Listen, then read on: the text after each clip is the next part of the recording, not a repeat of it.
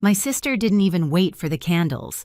She stood up at Grandma's birthday dinner, lifted her glass, and announced, "This family is honestly embarrassed to have you share our name." 30 relatives froze. Mom nodded. Dad curled his lips, proud of her for saying what they never dared to. I didn't lash out. I didn't cry. I just sat there beneath the string lights, the quiet one they thought would stay quiet forever. But before anyone could take another bite, Grandma pushed back her chair and rose to her feet, and what she said next didn't just silence the table. It changed everything. My name is Lillian Harper, and if there's one thing I learned early, it's how to swallow disappointment without letting it show on my face. In some families, being the oldest means you're the steady one, the reliable one. In mine, it meant standing just far enough behind my younger sister Ariana so the spotlight could hit her cleanly every single time. Ariana is 2 years younger than me, my sister, my mirror opposite. Where I grew into quiet focus, she grew into applause. She had this effortless way of making adults lean in, laugh louder, brag on her behalf. Our parents, Jennifer and Richard, treated her like some walking prophecy. She's going to take the Harper legacy to the next level, they'd say. They never said that about me, not once. I didn't resent her at first. I just faded. I still remember being 11, clutching the results of a statewide math competition. Dad skimmed the paper for less than a second before turning to Ariana, who was showing him how she'd taped glitter to her sneakers. He told her she was creative. He told me not to brag. That was the rhythm of our household. She dazzled, I delivered. She sparkled, I stabilized. The only person who broke that rhythm was my grandmother, Evelyn. To everyone else, she was the founder of our family business, the woman whose name still hung on office plaques. But to me, she was the one who'd sit beside me on the porch steps and ask real questions about what I wanted, how I thought, where my instincts led me. She raised Ariana and me with the same resources, but she saw through the gloss. She knew what substance looked like. And then there was my cousin Haley, 2 years younger than Ariana. She didn't grow up inside the bubble. She grew up just close enough to hear the cracks. From middle school onward, whenever a family gathering went wrong, she'd quietly drift toward me afterward and whisper, "You saw that too, right?" Haley became my unofficial witness of favoritism, of tiny humiliations, of the way Ariana's voice always seemed to drown out mine. By the time I went off to college, I'd perfected the art of being the dependable background character. I took scholarships, worked night shifts, paid my own bills. I entered the finance world because numbers didn't interrupt me or talk over me. They just told the truth. And I built a life in Charlotte far away from Harper expectations. But distance doesn't erase patterns. Every holiday, every gathering, every call home turned into an accidental stage for Ariana. One day, when I'm running the company, she'd say as if it were hereditary. Mom encouraged it, Dad echoed it, and I learned to let their certainty wash over me without reacting. 6 weeks before Grandma's birthday, the invitations went out. A simple cream card for me. A full photo shoot announcement for Ariana captioned Future CEO Era. Family members flooded her comments. Mine ignored, same as always. Then Mom sent a text that snapped something small but important inside me. Please behave at the party. As if existing quietly wasn't something I'd already mastered. 6 weeks before Grandma's birthday, the entire Harper family seemed to shift into performance mode. The group chat that usually sat silent for months suddenly lit up like a switchboard. Cousins I barely remembered started posting throwback photos with grandma aunts, coordinated potluck dishes as if they were planning a state banquet, and right in the center of it all, Ariana. She uploaded a picture of herself standing in the lobby of the family business headquarters, one hand on her hip, the other resting on the railing like she owned the building. Her caption read, "Stepping into the future." Under it, heart emojis, clap emojis, comments from relatives calling her our rising leader. I read every comment like someone watching a parade through a window they weren't invited to stand at. My invitation had arrived on the same day, but mine wasn't posted online with a photo shoot. Mine came quietly handwritten by Grandma, slipped into a cream envelope. I saved it, not for the event itself, but for the part where she wrote, "It would mean a lot if you came." 2 days later, Mom's message arrived. Cold, practical. Please behave at the party. as if she expected me to show up wearing chaos like perfume. I typed, "Of course," and set my phone down. But something sat heavily in my chest afterward, a slow, smoldering pressure I hadn't felt in years. Around that time, Haley called. She rarely opened with small talk, and that night she skipped it entirely. "You've seen the way the family's acting, right?" I told her I had. "Well," she continued, lowering her voice, "Ariana's been telling everyone she already knows what Grandma plans to announce at the party." I froze. "What announcement?" "That's the thing Haley said. She's acting like she's already been crowned. She's picking out new office decor. She's even saying Grandma hinted at handing her control soon." Ariana had been rehearsing her Queen Bee era for years, but hearing it escalate like this hit differently. "And there's more," Haley added. "I've been helping Grandma clear out some old paperwork." There were documents from her attorney, multiple visits in the last few weeks. "About the business?" I asked. Haley hesitated. "I can't say for sure. She didn't let me see the details. But Lillian, something is happening." Grandma had built everything from nothing. She was sharp, shrewd, and still fully capable of making decisions, but she was also guarded, especially where the business was concerned. Ariana assuming she already knew the outcome, that was a new level of entitlement. Still, it was Ariana. She lived in a permanent state of premature celebration.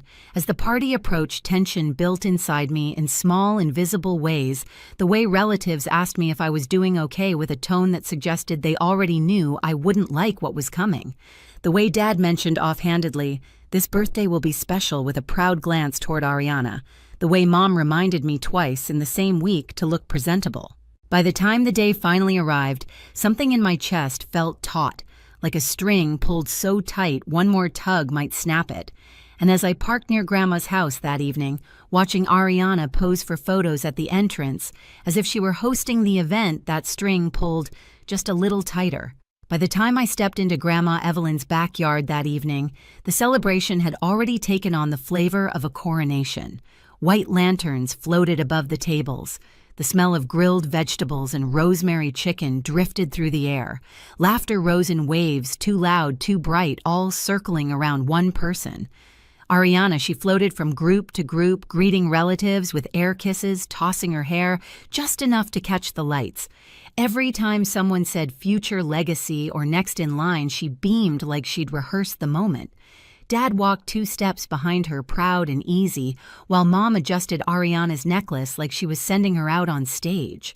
And me, I slipped quietly into a seat at the far end of the long table. I wasn't avoiding them. I was giving them exactly what they'd trained me to be: background noise.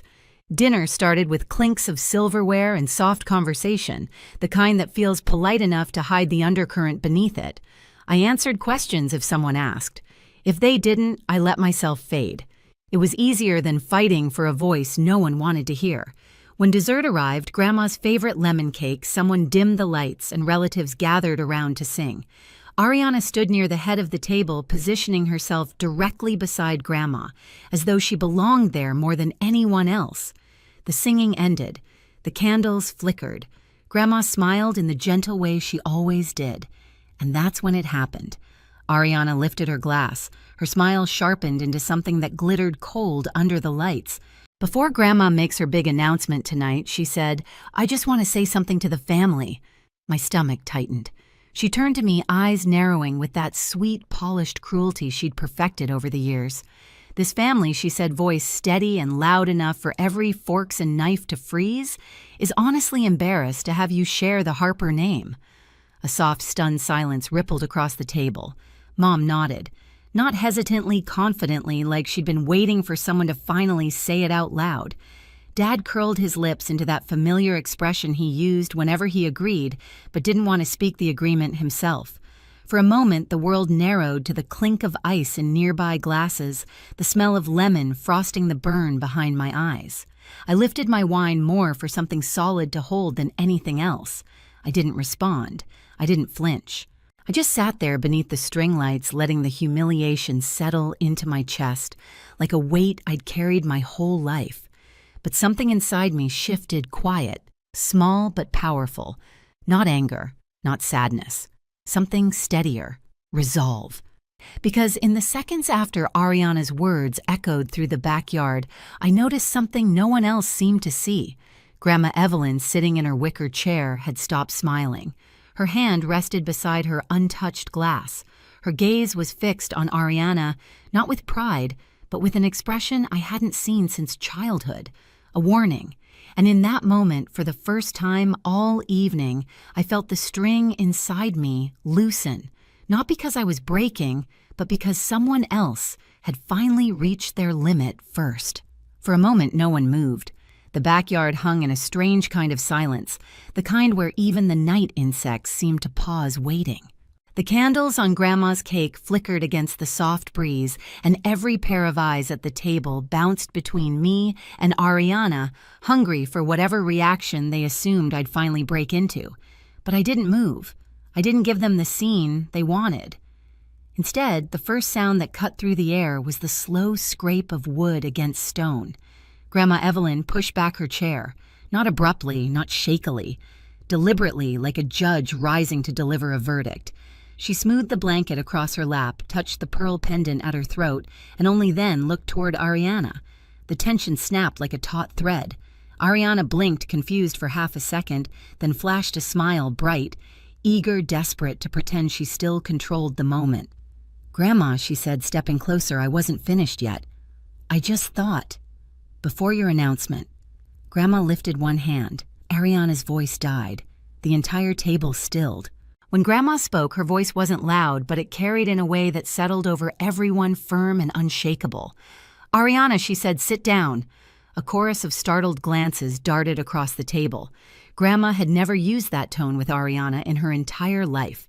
My sister laughed lightly, fake nervous. "Grandma, I was just—" "Sit," Grandma repeated down. The second command landed like a stone tossed into a still pond. A few cousins exchanged looks. Mom lowered her glass, Dad straightened in his seat, and Ariana, my polished, perfect sister, hesitated long enough for panic to flicker across her face. She sat. Grandma's eyes swept across the table until they found me. Something eased in her expression, then hardened again as she straightened her spine. "I've heard enough tonight," she said, "and more than enough over the last few years." Her gaze returned to Ariana. "And I will not allow cruelty to be passed off as confidence." Mom opened her mouth. "Mother, that's not what this is." Grandma cut her off with a sharp glance. "Jennifer, stop protecting what you refuse to correct." Mom froze, lips parted, stunned into silence. Dad looked like he wanted to shrink into his chair. Grandma's hand closed gently around the back of her chair, and she took in the entire table of relatives, her voice steady and cold. "Before this evening goes any further, I have something to say, and I expect every person here to hear it clearly." No one breathed. Even the caterers behind the tent stopped moving. Grandma cleared her throat, and with the same measured calm she used to walk into boardrooms decades ago, she delivered the sentence that detonated the entire night. "As of yesterday afternoon, the controlling interest of the Harper family business belongs to Lillian." The world seemed to tilt. My wine glass wobbled slightly in my hand. Someone at the far end of the table gasped. Another dropped a fork onto their plate with a sharp clatter. One of my uncles muttered something under his breath like a stunned prayer. But it was Ariana's reaction I'll remember forever. Her face, already tight with strain, drained of every trace of color. She looked like the breath had been punched clean out of her. "What?" she whispered. Grandma didn't blink. "You heard me." Ariana shook her head, fast, frantic. "No, that's not possible." "You told me I told you," Grandma interrupted. "That legacy is earned, not handed to the loudest child." Dad pushed back his chair abruptly. "Mother, be reasonable. Ariana has been performing. Grandma snapped. "And the two are not the same." Mom rose to her feet, face flushed with disbelief. "This can't be legal. You can't just—" "It is legal," Grandma said calmly. "The documents are signed, filed, final." She turned to the group. "The transfer is irrevocable." Every word landed like a hammer. Ariana gripped the edge of the table. No, this isn't what announcement were you even planning to make. That's what you wanted tonight to be. You said I planned. Grandma said to celebrate my 8 decades of life with the people I love. But then you created a moment of such profound humiliation for your sister that it made my decision clearer than ever." Ariana stared at her eyes, filling with fear, the first real fear I'd ever seen on her. "This isn't fair," she whispered.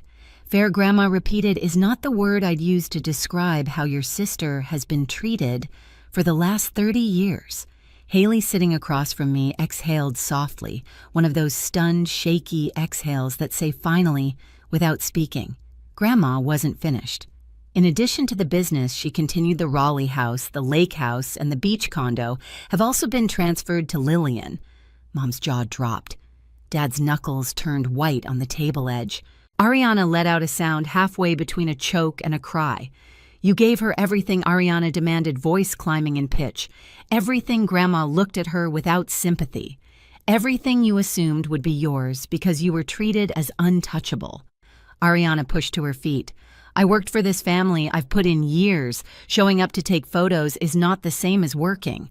Grandma said, "Your cousin Haley has done more meaningful labor in a single internship than you have in your entire tenure." Haley's eyes widened. She hadn't expected to be called out either. Grandma continued, unwavering, "And as of this week, your father and mother are removed from the advisory board." Mom's hand flew to her chest. Dad sputtered. "You can't." "I can," she said. "And I have." Ariana sank back into her chair, shaking. For the first time, she looked small, really small. The relatives sat there in stunned silence, unsure where to look, unsure what side to take. Everything they'd believed about the Harper family hierarchy had just been crushed beneath Grandma's calm, decisive voice. Then Grandma turned toward me, and her voice softened in a way that made my throat ache. "Lillian," she said, "you are the only one who has ever valued what this family was built on: work integrity, discipline. You never demanded attention or assumed power. You earned it, quietly, consistently." I swallowed hard. She stepped closer, resting a hand on the back of my chair. "You deserve the seat everyone else tried to deny you." Ariana let out a quiet, broken sob. Mom whispered, "This will tear the family apart." "No," Grandma said. "Cruelty already did that. Tonight simply reveals it." She straightened again, the authority of decades settling back over her. "The future of this family," she said, "is no longer in the hands of entitlement." Ariana whispered my name like a plea. "Lillian, you can't let this happen. Say something. Tell her she's wrong." I looked at her, really looked at her. For the first time, I didn't see the golden child or the impossible standard I'd been measured against. I saw the truth, an adult who had coasted on praise so long she believed she was owed the world. "I'm not the one who created this moment," I said quietly. "You did." Her face crumpled. Grandma nodded once firmly, and the weight of her decision settled over the entire backyard like a final verdict. "That will be all," she said. "Now let's finish the cake." But the party was already over. At least for Ariana it was. 6 months later, the dust didn't just settle, it rearranged everything. The Monday after the party, I walked into the headquarters with the same quiet confidence I'd carried my whole life, only now people actually saw it. The board welcomed me without hesitation. By the end of the week, Ariana's office was cleared out. By the end of the month, her name disappeared from internal reports altogether. Relatives who once praised her fell silent, unsure how to rewrite their memories. She tried finding work in the same industry, but reputations in this town travel faster than resumes. Doors closed gently, then firmly. The spotlight she'd lived in her entire life blinked out all at once. Mom and Dad faced the consequences of being removed from the advisory board. Financial strain, social fallout, the uncomfortable realization that their legacy wasn't as unshakable as they'd believed. Their calls to me shifted from indignation to guilt to quiet pleading. I didn't block them, but I didn't bend either. Grandma moved into my condo in Charlotte soon after. She wakes early, reads on the balcony, and beats me at cards just like she used to. Our home is calm, no performance, no hierarchy, just truth. For the first time, I am living a life that feels entirely mine. Some people say family is forever, but I've learned that only the parts built on respect truly last. I spent years shrinking myself to keep the peace, years believing silence was the safest place to stand. But standing up for my own worth didn't break this family. It revealed what was already broken. Now, the legacy I carry isn't about property or titles. It's about finally breathing without permission, finally taking up the space I earned, and finally understanding that blood means nothing without dignity. And if you've ever been the overlooked one, the quiet one, the forgotten one in your own family, trust me, you're not alone. Tell me where you're watching from and share your story below. And if this one resonated, make sure you subscribe for the next chapter.